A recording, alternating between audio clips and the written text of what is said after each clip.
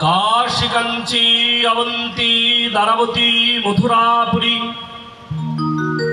इत्यादि तीर्थ पर्यटने जदृश्यपूर्णं तदृश्यपूर्णं श्रीमद्भागवती कथाश्रवणे एकोदा नैमिषारण्ये गतो विस्तृतपूर्णे सकल जनगणमान्य भीगनंदन सनकादि सहस्र ऋषिगण सता श्रीनंदचरण आश्रित परम कारुणिक सुतमुनि सुखदेव गोस्वामी प्रभुपाद वक्ता एकोदा ब्रह्म शापग्रस्त सदा हृदयस्थ गंगा तीरस्थ महाराज धीराज परीक्षित महाराज श्रोता उपस्थित साधुगुरु वैष्णव एक श्लोक काशी कांची अवंती दारावती मथुरापुरी इत्यादि तीर्थ परिभ्रमणे की है बोलছে काशी कांची अवंती दारावती मथुरापुरी तीर्थ परिभ्रमण करले जीवेर कल्याण হয় जीव यदि पुण्य लाभ करते হয় তাহলে জীবের কোথায় যেতে হবে বলছে তীর্থ পরিভ্রমণ করো তুমি যত পাপ করবে ওই তীর্থ পরিভ্রমণ করলে তোমার পাপ বিনাশ হয়ে যাবে তো বাবা যাদের অর্থ আছে সম্পদ আছে তারা তো তীর্থ পরিভ্রমণ করলো তারা তীর্থ পরিভ্রমণ করলো পুণ্য লাভ করলো কিন্তু যাদের অর্থ নাই তারা কি করবে তারা তো তীর্থ পরিভ্রমণ করতে পারবে না তাই না তাহলে তারা কি পাপে পরিপূর্ণ হয়ে থাকবে বলছে না অখিল ব্রহ্মাণ্ড নায়ক জগৎ অধিপতি নন্দের নন্দ ব্রজেন্দ্র নন্দন ভগবান শ্রীকৃষ্ণ কত করুণাময় কত কৃপাময় তিনি জগতের জীবকে করুণা করলেন কৃপা করলেন বলছে তীর্থ পরিভ্রমণ করলে জীব যেই রূপ পুণ্য লাভ করবে একই পুণ্য লাভ করবে এই হরি কথা কৃষ্ণ কথা आस्वादनेर माध्यम दिए निताई गौर हरि कल के प्रथम दिन छिलो गतकाल हयतो सुखदेव गोस्वामीर प्रसंग निये आलोचना करेছে তাই তো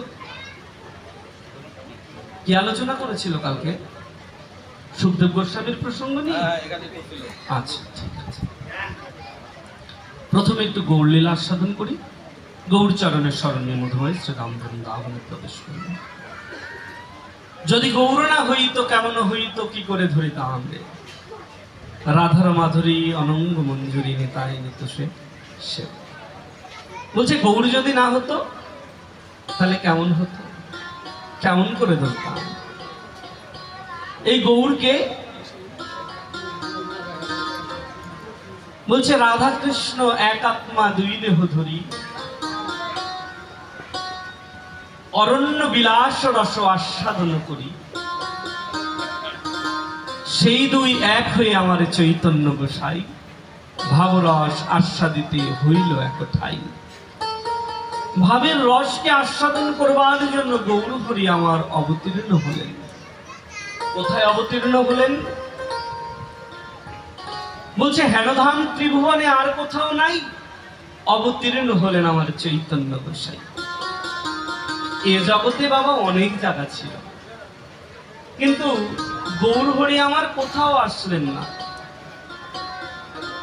कि बोललेन ए जगतेर सबथेके पुरनो धाम कोथाय बोलछे हेनधाम त्रिभुवने आर कोथाओ नाई अवतीर्ण हलेन आमार चैतन्य गोसाई धामटा कोथाय गो बोलछे श्रीधाम नवद्वीप श्रीधाम नवद्वीपे गौर हरि आमार अवतीर्ण हलेन धन्य नदिया धन्य कवि केन नदिया धन्य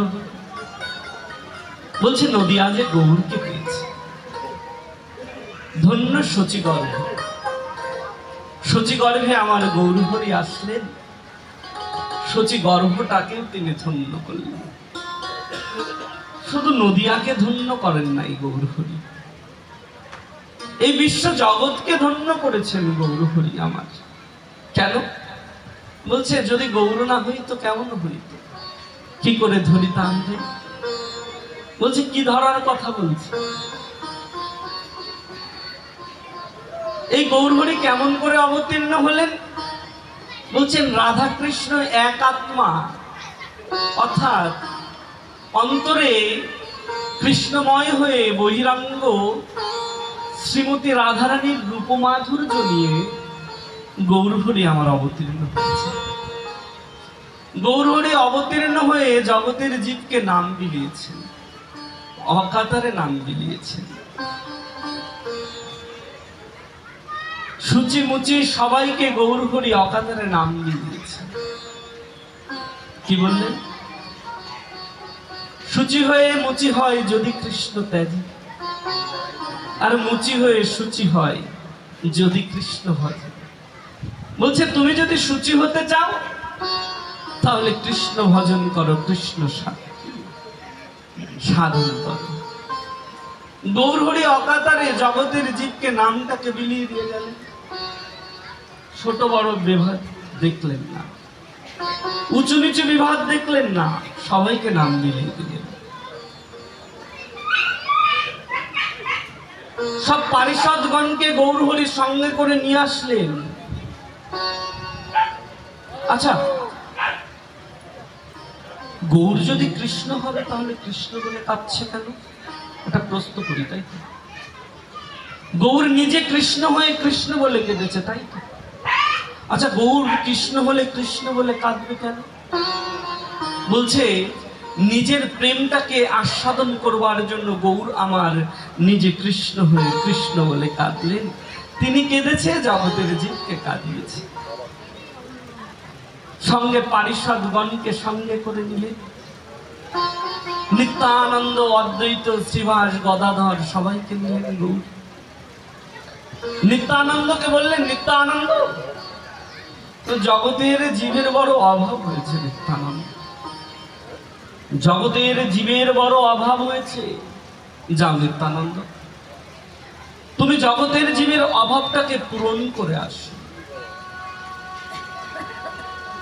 জগতের জীবের দ্বারে দ্বারে গিয়ে তুমি ভিক্ষা করে আসো। নিত্যানন্দ, নিত্যানন্দ মহাপ্রভুর চরণে আশ্রয় নিয়ে নিত্যানন্দ বেরিয়ে গেলেন, জানেন, ভিক্ষা করতে। আমরা যেরকম ভিক্ষা করতে যাই না, অর্থ সম্পদের ভিক্ষায় যাই, তো নিত্যানন্দ বেরিয়ে গেলেন ভিক্ষা করতে। ভক্তের দরজার সামনে গিয়ে চিৎকার করে বলছে, মা, মা ভিক্ষাং দেহি, ভিক্ষাং দেহি। মা কে? মা আমি এসেছি, ভিক্ষা নিতে এসেছি, আমায় দুটো ভিক্ষা দাও না। নিত্যানন্দর কণ্ঠটাকে শুনতে পেয়ে ভিক্ষাটা নিয়ে আসলেন। ভিক্ষার পসরাটা সাজিয়ে আনলেন। জানেন পসরা মানে বোঝেন তো? সুন্দর করে পসরাটা সাজিয়ে আনলেন। নিত্যানন্দর কাছে এসে বলছে, বাবা, এই যে তোমার জন্য ভিক্ষা এনেছি, নাও, ভিক্ষার ঝুলিটা বাড়িয়ে দাও, আমি তোমায় ভিক্ষাটা দিয়ে দিই। নিত্যানন্দ তাকিয়ে দেখলেন, জানেন, দেখলেন সুন্দর করে একটা থালার মধ্যে অন্ন, অর্থ সবকিছু ভিক্ষা স্বরূপ নিয়ে এসেছে। তো নিত্যানন্দ ওই মায়ের বদন পানে চেয়ে বলছে, মা, আমি ভিক্ষা নিতে এসেছি। বাবা, আমি তো তোমার জন্য ভিক্ষা নিয়ে এসেছি। বলছে, মা, আমি তোমার কাছে আজকে অন্ন বস্ত্রের ভিক্ষার জন্য আসি নাই, অর্থ ভিক্ষার জন্য তোমার কাছে আসি নাই। মা, তাহলে কি ভিক্ষা চাইছো তুমি? বলছে, মা, জানো আজকে আমি তোমার কাছে কি ভিক্ষা চাইতে এসেছি? ওই যে বদন দিয়ে তুমি আমার সঙ্গে কথা বলছো না মা, ওই বদন দিয়ে শুধু একবার তুমি কৃষ্ণ বলো, আমি কৃষ্ণ নামের ভিক্ষা চাইতে এসেছি তোমার কাছে।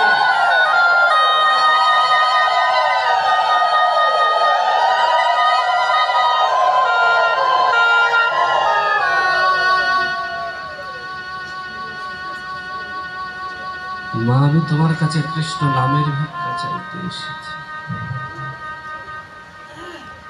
ভিক্ষাটা দিয়ে দিলেন। আমরা সবাই শুনছি কৃষ্ণ নাম করতে হবে। চৈতন্য চরিতামৃতে কবিরাজ গোস্বামী সুন্দর করে পথটা লিখে দিলেন, জানেন? বলছেন একবার কৃষ্ণ নামে যত পাপ হরে, পাপীর কি সাধ্য আছে গো তত পাপ করে। এইখানে বলে চুপ হয়ে গেলেন, আর কিছু বললেন না কেউ।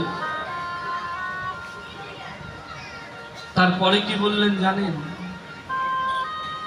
শুনলে আশ্চর্য হয়ে যেতে হবে। কবিরাজ গোস্বামী কি লিখে গেলেন? বলছে কৃষ্ণ নামে লইতে লইতে যদি নয়নে অশ্রু না ঝরে, তাহলে জানিবে হৃদয়ে সতত পাপ আছে। কবিরাজ গোস্বামী পাগল। এই পয়ের সুন্দর করে ব্যাখ্যা দিলেন ফরিদপুরের যিনি মহাত্মা ছিলেন জগৎবন্ধু সুন্দর। এই শ্লোকের সুন্দর ব্যাখ্যা দিয়েছেন তিনি। কেমন ব্যাখ্যাটা দিলেন? বলছে জীবা আপন বশ থাকিতে হরি বল ভাই। জগৎবন্ধু সুন্দর শ্লোকের ব্যাখ্যাটা দিয়ে দিলেন। বলছে জিহ্বা আপন বশ থাকিতে হরি বল ভাই। যতক্ষণ জিহ্বা বসে রয়েছে ততক্ষণ যদি তুমি হরিনাম করার অভ্যাস না করো, তাহলে মরণকালে গিয়ে তুমি আর হরি বলে ডাকতে পারবে না, আর হরি বলে কাউকে বলতে পারবে না গো। হরি হরি হরি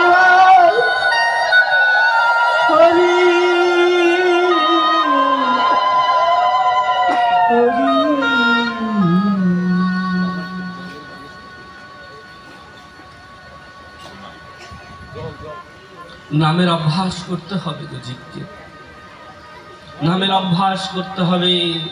আমরা যদি নামকে আশ্রয় করে না থাকি, তাহলে আমাদের এই জগতে জানেন বাবা কেউ আশ্রয় করে থাকবে না। কিবা স্ত্রী কিবা পুত্র যাই বলুন না কেন, এই জগতে কেউ কিছু থাকবে না। জানেন একটা সময় কিচ্ছু ছিল না, অনেক অর্থের মালিক হয়েছি, কিচ্ছু ছিল না। এই জগতের কেউ আমার সঙ্গে কথা বলতো না, আজকে আমার সঙ্গে সবাই কথা বলে। জগতের জীব আমার প্রশংসা করে, জানেন? বলছে একটা সময় কিচ্ছু ছিল না, আজকে অনেক অর্থের মালিক হয়েছে। কিচ্ছু ছিল না বাবা। বলছে কদিন আগেও দেখেছি না খেয়ে দিন গেছে, আজকে সুন্দর বাড়ি করেছে, আবার শুনেছি গাড়িও কিনেছে, অনেক অর্থের মালিক। বাবা বাবা, গোবিন্দ কত কৃপা করেছে, প্রশংসা করে, তাই না বাবা? জগতের জীব প্রশংসা করে তো। বলছে যখন তোমার অর্থ হয়েছে জগতের জীব তোমার প্রশংসা করেছে, এই জগতের জীব তোমার প্রশংসা করছে। কিন্তু যখনই তুমি সাধুর কাছে যাবে, সাধুর কাছে যাওয়া মাত্রই সাধু তোমার একবারের জন্য প্রশংসা করবে না। জগতের জীব প্রশংসা করলো, সাধু তোমার প্রশংসা করছে না। কেন করছে না? সাধু তোমার প্রশংসা করবে না। তোমার কথা শুনে সাধু তৎক্ষণাৎ বলবে কি জানো? বলবে নিতান্তই বোকা। সাধু বোকা বললো, জগতের জীব প্রশংসা করলো। আচ্ছা সাধু বোকা বললো কেন? সাধু বোকা বলছে কারণ সাধু বলছে নিতান্তই বোকা, ওই ব্যক্তি জানে না, তাই সে বোকা। কি জানে না? বলছে সারা জীবন এমন অর্থ, ঠান্ডা নয় নয়, সারা জীবন ধরে এমন কিছু অর্জন করলো, ওই ব্যক্তি নিজেই জানে না সে যখন এই ধরাধাম ত্যাগ করে চলে যাবে, সে সঙ্গে করে কিছুই নিয়ে যেতে পারবে না, তাই সে বোকা। তাই সে বোকা, তাই সে বোকা। বলছে জীবনে এমন কিছু অর্জন করেছে, এমন অর্থের সঞ্চয় অর্জন করেছে, জীবনে যাওয়ার পথে সে সঙ্গে করে কিছুই নিয়ে যেতে পারলো না, সে সবকিছু ফেলে রেখে যেতে হবে। আর ওই জিনিসগুলোকে সে বেশি বেশি করে অর্জন করে রেখে দিল, তাই সে বোকা। তাহলে সঙ্গে করে কি নিয়ে যাওয়া যাবে? বলছে ওই ব্যক্তি জানেই না যে নামকে তিনি সঙ্গে করে এনেছে, এই ধরাধাম ত্যাগ করবার সময় আবার সে এই নামকে সঙ্গে করে নিয়ে যাবে। জীবনে এই নামকে আশ্রয় করে থাকলো না, নামের সম্পদটা সে অর্জন করলো না। জানেন কথার প্রসঙ্গে মনে পড়ে গেল, রাধে রাধে, নয়েজ টানছে। কথার প্রসঙ্গে মনে পড়ে গেলে মহাপ্রভু যখন সবাইকে কৃপা করছিলেন শ্রীবাস আঙিনায়, আমরা যে আজকে কীর্তন করছি না, এই কীর্তন প্রথম কোথায় হয়েছিল জানেন তো? মহাপ্রভু প্রথম কীর্তন করেছিল শ্রীবাসের আঙিনায়।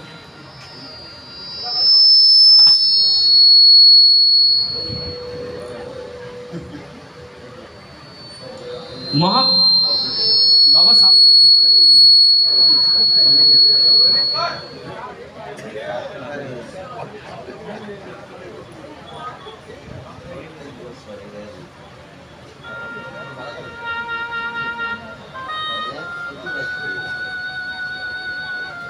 মহাপ্রভু প্রথম কীর্তন করেছিল শ্রীবাসের আঙিনায়। এই শ্রীবাস আঙিনায় মহাপ্রভু একদিন সবাইকে কৃপা করছেন, জানেন? সবাইকে কৃপা করছেন মহাপ্রভু। সবাইকে কৃপা করতে করতে নিত্যানন্দকে বলল, নিত্যানন্দ একটু শ্রীধরকে ডাকবে। নিত্যানন্দ নিত্যানন্দ সঙ্গে সঙ্গে চলে গেলেন শ্রীধরের কাছে। রাতের অন্ধকারে মহাপ্রভু কীর্তন করতেন। নবদ্বীপের অনেক পাষণ্ড ছিল, তারা মহাপ্রভুর পারিষদগণের নিন্দা করত। বলছে দরজা বন্ধ করে কীর্তন করছে তো, হয়তো মদমাৎসর্য আহার গ্রহণ করে ওইভাবে কীর্তন করছে, না হলে সুস্থ মানুষ কি সারা রাত ধরে চিৎকার করতে পারে? এরা সবাই নেশা করেছে। নিত্যদিন রাত্রেবেলায় মহাপ্রভু শ্রীবাসের আঙিনায় যেতেন আর কীর্তন করতেন। নিত্যানন্দকে বললেন, শ্রীধরকে ডেকে আনো। রাতের অন্ধকারে নিত্যানন্দ শ্রীধরের আঙিনায় গিয়ে শ্রীধরকে ডাকছে, দরজায় কড়া নাড়ছে। শ্রীধর দরজা খুলে দেখলো নিত্যানন্দ দাঁড়িয়ে রয়েছে। কি হয়েছে, তুমি আমায় ডাকছো? তোমায় কেন ডেকেছি জানো? গৌর তোমায় ডেকেছে। বাবা, এ জগতে কার সৌভাগ্য হয় বলুন তো যে গৌর ডাকে? এ জগতে কার সৌভাগ্য হয়েছে গৌর ডেকেছে? শ্রীধরের সৌভাগ্য হলো। শ্রীধর বলছে, আমার গৌর কত করুণাময়ী, আমার উপরে এত করুণা করেছে। গৌর আমার উপরে এত করুণা করেছে যে আমায় ডাকছে। তার মতো দয়া এই জগতে কারণ নয়। আমায় এত দয়া করেছে যে আমায় ডেকেছে। সঙ্গে সঙ্গে চলে গেলেন। জানেন, দেখছেন মহাপ্রভু ভাবাকৃষ্ট হয়ে রয়েছে। শ্রীধর গিয়ে মহাপ্রভুর চরণে প্রণাম করল, প্রভু তুমি আমায় কৃপা করো। শ্রীধর, আমি তোমায় কৃপা করবো শ্রীধর, আমার যে কৃপা করবার মতো কিছু নাই শ্রীধর। আমি যে নিজেই কাঙাল হয়ে গেছি শ্রীধর, আমি নিজে কাঙাল হয়ে গেছি শ্রীধর। আমি দিনহীন ভিখারি হয়ে গেছি শ্রীধর। তোমার কাছে কিছু চাইছি শ্রীধর, তুমি আমায় কৃপা করবে শ্রীধর।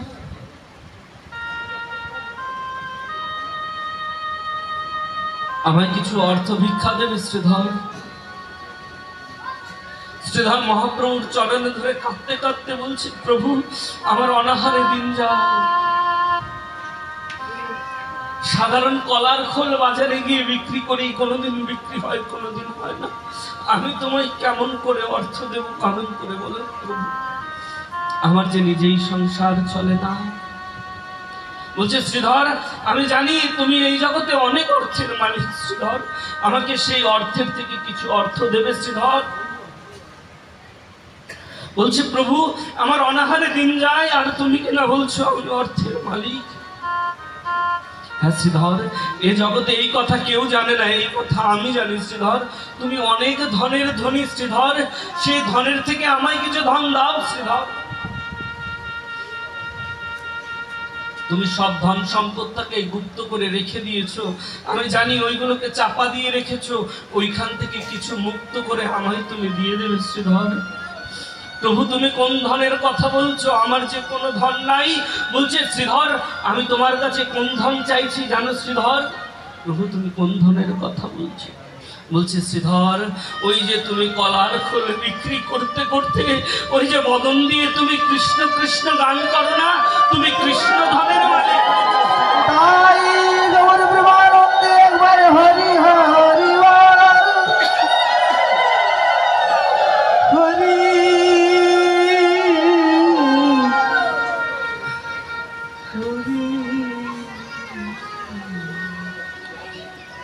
শ্রীধর তুমি কৃষ্ণ ধনের মালিক হয়েছে শ্রীধর, আমি তোমার কাছে কৃষ্ণ ধন ভিক্ষা চাইছি শ্রীধর। আমি তুমি কৃষ্ণ ধন, আমায় তুমি কৃষ্ণ ধন দাও শ্রীধর, আমায় তুমি কৃষ্ণ ধন দাও। জানেন বাবা, এই জগতে আমরা যত অর্থের মালিক হই না কেন, যত সম্পদের মালিক হই না, এগুলো আমাদের কোনো কিছু থাকবে না, সব কিছু ফেলে যেতে হবে। যদি ধনের ধনী হতে হয় তাহলে কৃষ্ণ ধনের ধনী হতে হবে। যেই জীব একবার কৃষ্ণ ধনের ধনী হয়েছে, বলছি এই জগতের সেই তো সব থেকে বড় ধনী।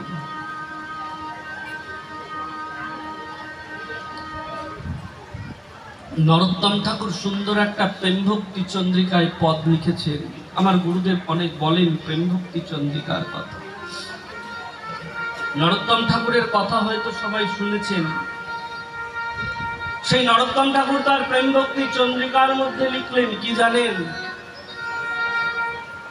মহাপ্রভুর চরণে ভক্তিটাকে নিবেদন করলেন, নিতাইয়ের চরণে ভক্তিটাকে নিবেদন করলেন, গুরুর চরণে ভক্তিটাকে নিবেদন করলেন। নরোত্তম ঠাকুর বলছেন প্রেম ভক্তি চন্দ্রিকার মধ্যে, বলছে বিষয় ছাড়িয়া কবে শুদ্ধ হবে মন, কবে হাম হেরিব সেই মধুর বৃন্দাবন। গৌর তুমি আমায় কৃপা করো, গৌর গৌর তুমি আমায় কৃপা করো, আমার যেন বিষয় বাসনার প্রতি আসক্ত না হতে পারি। গৌর তুমি আমায় কৃপা করো, আমার যেন বিষয় বাসনাটাকে আমি দূর করতে পারি। কিচ্ছু ছিল না নরোত্তম, কাঙাল ছিলেন জানেন, কাঙাল, জমিদারের সন্তান ছিলেন, কাঙাল হয়ে ঘুরতেন। তালপাতার কুঠিরের মধ্যে দিনটাকে যাপন করতেন, সারাদিন মাদকুড়ি করে যা জুটত তাই সেবা করতেন। তালপাতার কুঠিরের মধ্যে এসে নরোত্তম ঠাকুর ভজন করতেন, আর সেই নরোত্তম মহাপ্রভুর কাছে নিবেদন করছে প্রভু তুমি আমায় কৃপা করো, আমি যেন বিষয় বাসনার প্রতি আসক্ত না হতে পারি, আমি যেন নামের প্রতি আসক্ত হতে পারি, কৃষ্ণের প্রতি আসক্ত হতে পারি, আমি যেন গৌরের প্রতি আসক্ত হতে পারি, আমি যেন নিতাই বলে ডাকতে পারি, আমি যেন নিতাই বলে কাঁদতে পারি, আমার যেন নিতাইয়ের করুণা হয়। গুরুদেব তুমি আমায় কৃপা করো, গুরুদেব আমায় তুমি কৃপা করো,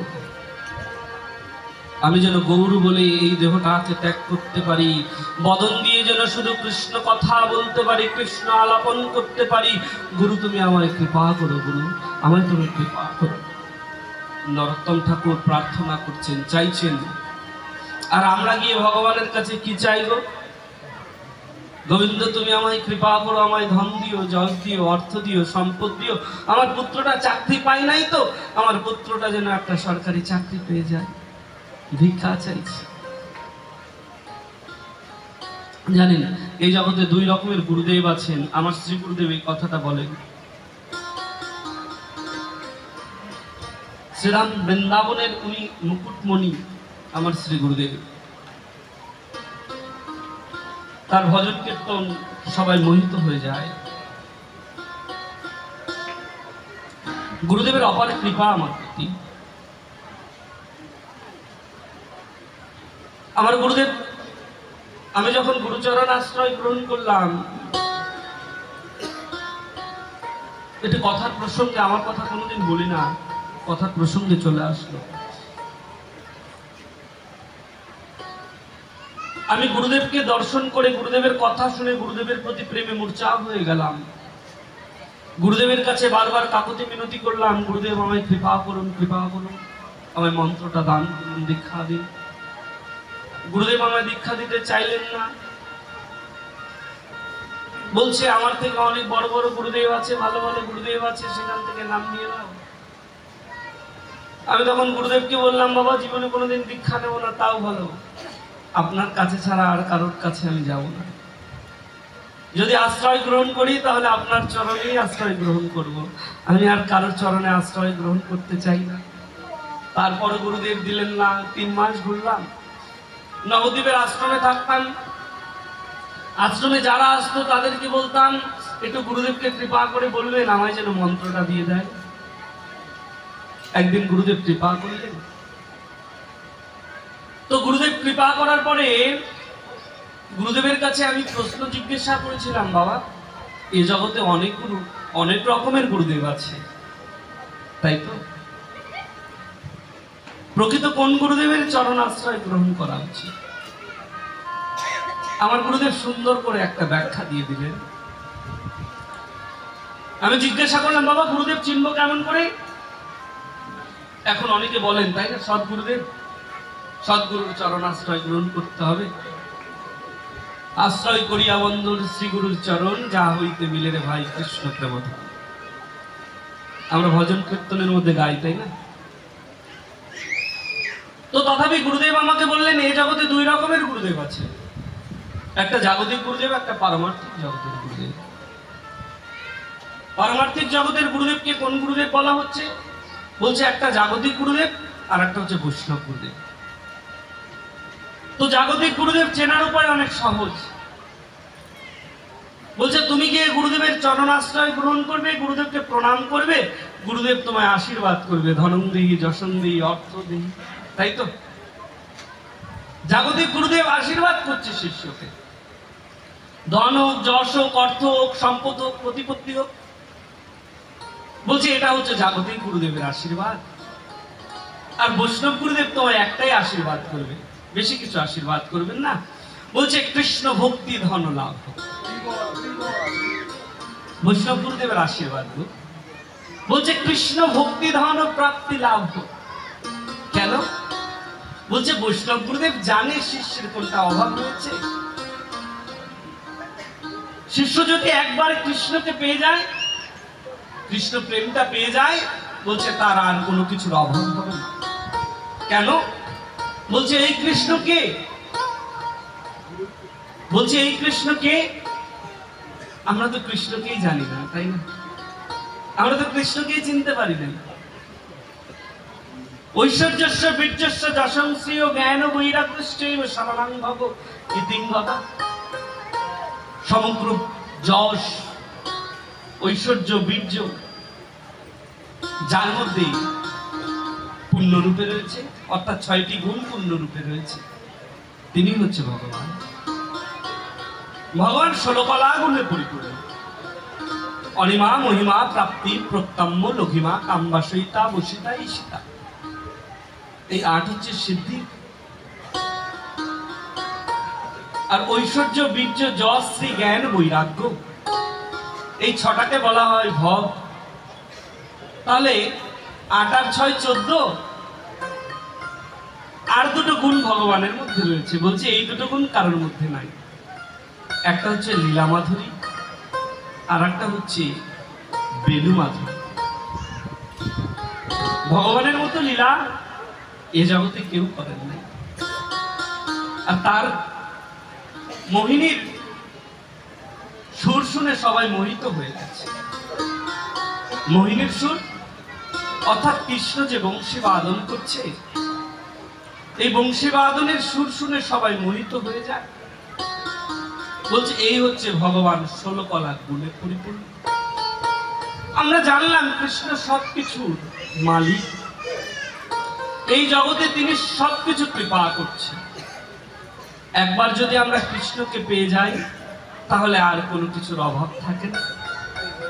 কিন্তু নতুন করে গিয়ে কৃষ্ণের কাছে ভিক্ষার স্বরূপ চাইছি, আমাকে অর্থ দিও, আমি যেন একটা বাড়ি করতে পারি, একটা গাড়ি করতে পারি, ছেলেটা যেন চাকরি পেয়ে যায়। একটিবারও গিয়ে কৃষ্ণের কাছে জিজ্ঞাসা করি না, ভগবান তুমি কেমন আছো, রাধারানী তুমি কেমন আছো, গৌর তুমি ভালো আছো, নিতাই তুমি ভালো আছো, নিতাই তুমি কেমন আছো, গৌর আমার গৃহে তোমার কোনো অসুবিধা হচ্ছে না তো? এইভাবে তো গিয়ে জিজ্ঞাসা করি নাই। মন্দিরে গিয়ে প্রণাম করেছি, ভিক্ষা চেয়ে এসেছি, ভিক্ষা চাইলাম, তুমি আমায় এটা দিয়ে দাও, আমি তোমায় এটা দেব। এই জগতের বিচিত্র জীব জানেন, ভগবানকে বলছে, দেবদেবীর কাছে গিয়ে প্রার্থনা করছে, মানসা করছে, কি বলছে, তুমি আমায় এটা দিয়ে দাও, আমি তোমায় এটা দিয়ে দেবো, তাই তো? বলছে তুমি আমায় এটা দিও, আমি তোমাকে 7 প্রতি একটা হার বানিয়ে দেবো। জানি না এই জগতে যে সবাইকে দিচ্ছে, এই জগতের সাধারণ জীব কিনা তাকে বলছে তুমি আমায় দাও, আমি তোমায় এটা দেব। বলছে যার কোনো কিছুর অভাব হয় না তাকে আমরা দিতে চাইছি। এটাই হচ্ছে মূর্খতা বাবা। এখান থেকে আমাদেরকে বেরিয়ে আসতে হবে, ভগবানের আশ্রয় গ্রহণ করতে হবে, শ্রীগুরুর চরণ আশ্রয় গ্রহণ করতে হবে, তাহলে কৃপা লাভ হবে। মহাপ্রভু জগতের জীব কেমন কৃপা করলেন, শ্রীধরকে কৃপা করেছিলেন, শ্রীধর তুমি আমায় ধন দাও, কৃষ্ণ ধন দাও। শ্রীধর মহাপ্রভুর চরণে প্রণাম করতে করতে মহাপ্রভুকে বলছে, প্রভু আমার সাধ্য নাই কৃষ্ণ ধন দাও, তুমি আমায় কৃপা করে যা দিয়েছো আমি তাই তো পেয়েছি প্রভু। তোমার ধন তুমি নেবে, তাতে আমার কি, আমার তোমার ধন তুমি নেবে, তাতে আমার কি বলো? তুমি আমায় দিয়েছো তাই আমি পেয়েছি, তুমি আমায় কৃষ্ণ বলিয়েছো তাই তো আমি কৃষ্ণ বলেছি। তুমি শুধু আমায় কৃপা করো প্রভু, আমি যেন এইভাবে সারা জীবন ধরে কৃষ্ণ কৃষ্ণ বলে কাঁদতে পারি। প্রভু তোমার কাছে ছোট্ট করে একটা জিনিস চাইছি। বলো শ্রীধর কি চাইছো? বলছে প্রভু তুমি আমায় আর একটু কৃপা করো, জীবনের শেষের দিনে এই ধরাধাম যেদিন ত্যাগ করব, যাওয়ার সময় যেন বদন দিয়ে এইভাবে কৃষ্ণ কৃষ্ণ বলতে বলতে আমি যেন দেহটা নিতাই গৌর প্রেমানন্দে